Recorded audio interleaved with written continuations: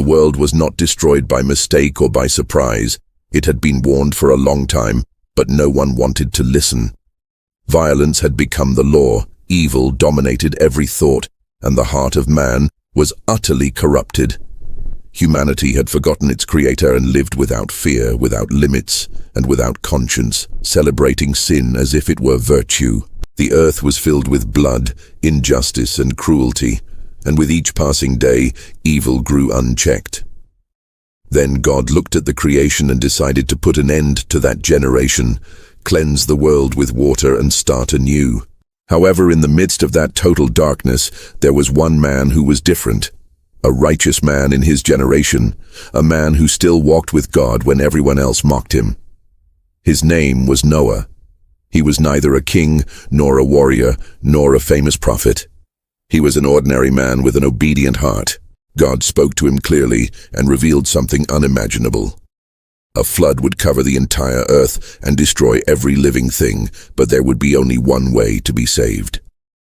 Noah had to build a gigantic ark, an enormous wooden vessel on dry land, with no seas nearby and no sign of rain.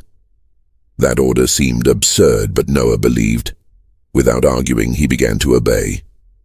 Day after day, he cut wood, raised beams, and built that colossus while people laughed, pointed at him, and called him crazy. Some insulted him, others openly mocked his faith, and many ignored him completely.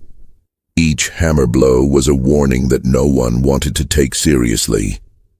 Each plank laid was an opportunity for repentance that the world rejected. Years, even decades passed, and the ark continued to grow as a silent reminder of the judgment that was approaching.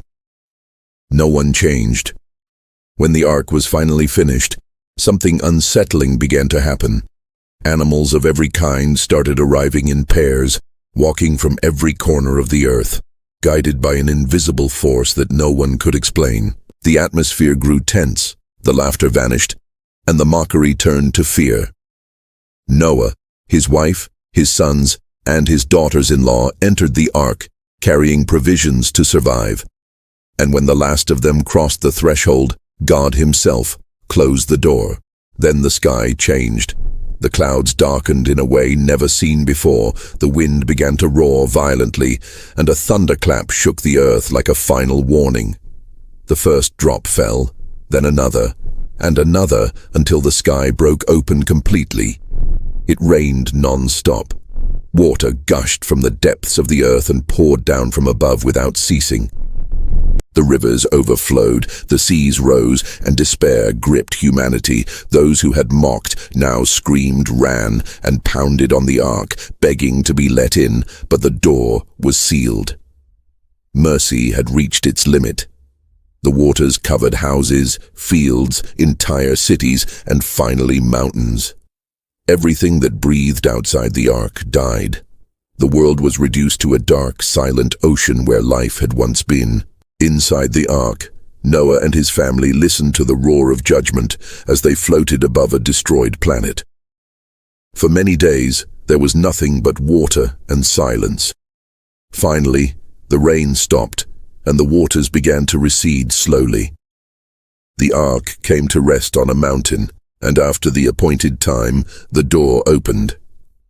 Noah stepped out into a new, clean, and empty world, marked by the absence of everything he had known. The first thing he did was not celebrate, but worship God.